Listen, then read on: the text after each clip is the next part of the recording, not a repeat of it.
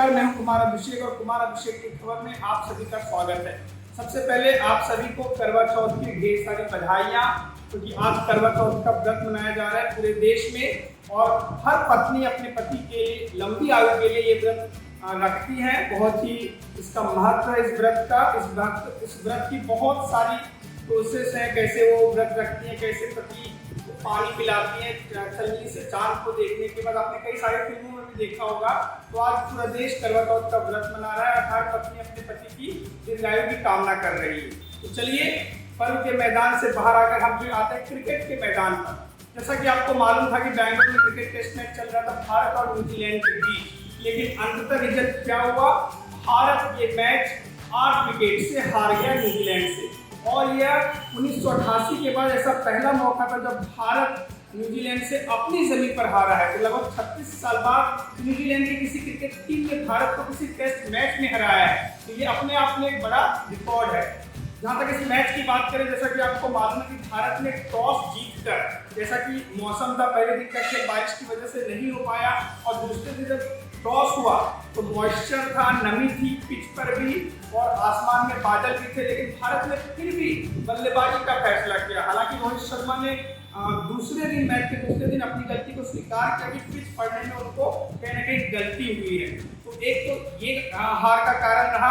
तो पूरे मैच का स्कोर ये रहा कि भारत ने अपनी पहली पारी में 46 रन बनाए और 46 रन भारत में 92 साल में ये भारत की जमीन पर भारत का सबसे न्यूनतम स्कोर है। इसके जवाब में न्यूजीलैंड की टीम ने रचिंद्र रविंद्र के शानदार शतक की बदौलत और किंग सऊदी के 65 रन की बदौलत टोटल रन बनाए 402 अपनी पहली पारी में। तो भारत के सामने सबसे पहले ये लक्ष्य था कि उसकी जो बढ़त है, न्यूजीलैंड की बढ़त 356 रन की, उसको कम करे, फिर वो आगे लीड की सोचे। तो भारत ने जब बल्लेबाजी करना शुरू किया तो उसके 3 विकेट पर 202 रन बना चुके थे। विराट कोहली कुछ दिन के आखिरी गेंद पर आउट हुए और उन्होंने 70 रनों की पारी खेली, जबकि ऋषभ पंत और सरफराज खान में बेहतरीन साझेदारी हुई। 170 रनों से ज्यादा की साझेदारी दोनों के बीच हुई, लेकिन जैसे ही सरफराज खान 150 रन बनाकर आउट हुए, ये उनके करियर का पहला शतक था और 150 रन की शानदार पारी उन्होंने खेली।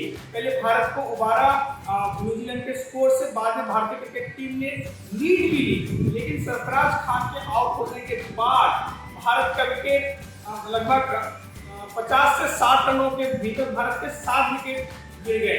99 रनों पर आउट हो गए ऋषभ पंत।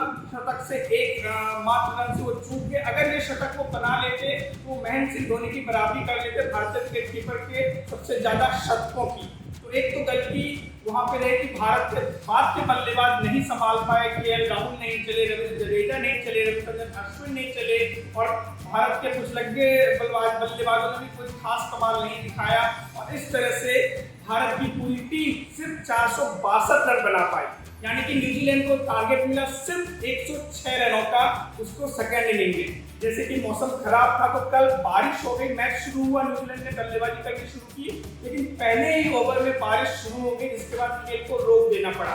वहीं दूसरी तरफ आज के दिन भी सुबह बारिश की वजह से खेल देर से शुरू हुआ, क्योंकि लक्ष्य बिल्कुल छोटा सा था और न्यूजीलैंड के बल्लेबाजों ने कोई गलती नहीं की। पहले वहाँ के कप्तान बल्लेबाजी करने उतरे, फिर डेविड कॉनवे बल्लेबाजी करने उतरे।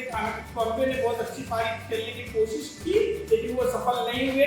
लेकिन जो रचिंद्र रविंद्र हैं, एक बार फिर से उन्होंने अपनी बल्लेबाजी का शानदार प्रदर्शन किया और उन्होंने एक अच्छी छोटी लेकिन अच्छी पारी खेली और ये इंश्योर किया कि न्यूजीलैंड ये मैच न हारे। हालांकि न्यूजीलैंड के 2 बल्लेबाजों को जसप्रीत बुमराह ने आउट भी किया, लेकिन उससे कोई खास फर्क पड़ने वाला नहीं था, क्योंकि स्कोर बहुत कम था।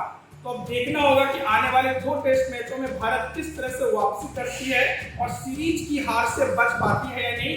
ये तो जब दूसरा टेस्ट मैच शुरू होगा तब पता चलेगा। लेकिन इस मैच में कुछ बातें जो मैं आप दर्शकों को बताना चाहूंगा कि कहाँ रोहित शर्मा ने गलती की। एक तो टॉस जीतकर ऐसे विकेट पे, ऐसे मौसम में जहाँ की बादल है, बल्लेबाजी चुनना एक अपने आप में घातक फैसला था, जो उन्होंने माना भी। वहीं दूसरी तरफ जहाँ हम तेज गेंदबाजों की बात करें तो भारत ने सिर्फ मोहम्मद सिराज और जसप्रीत बुमराह को खिलाया, जबकि आकाशदीप के बदले उन्होंने कुलदीप यादव को टीम में रखा। हालांकि कुलदीप यादव ने पहले इनिंग में 3 विकेट लिए, लेकिन इससे पता चलता है कि भारत के 20 बल्लेबाजों में से 17 बल्लेबाजों को न्यूजीलैंड के 13 गेंदबाजों ने आउट किया। तो यहाँ तेज गेंदबाजी की महत्वता बहुत जरूरी थी, तेज गेंदबाज। और वहीं दूसरी तरफ केएल राहुल ने कैच छोड़ा, कुछ मिसफील्डिंग भी हुई भारत की तरफ से। तो ओवरऑल ये डिसीजन भारत का जो था गलत साबित हुआ इस मैच में। लेकिन भारत ने वापसी जरूर की, वापसी करके ये बताया कि भारतीय टीम कोई कमजोर टीम नहीं है। वो 46 रन पर ऑल आउट होने के बाद भी जबरदस्त वापसी कर दूसरी इनिंग में 462 रन बना सकती है।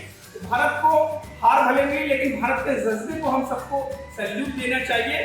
पांच के बल्लेबाज अगर थोड़ा और रन बना देते जडेजा, अश्विन, तो शायद मैच का रुख कुछ और होता। केएल राहुल भी नाकाम रहे एक बार फिर से।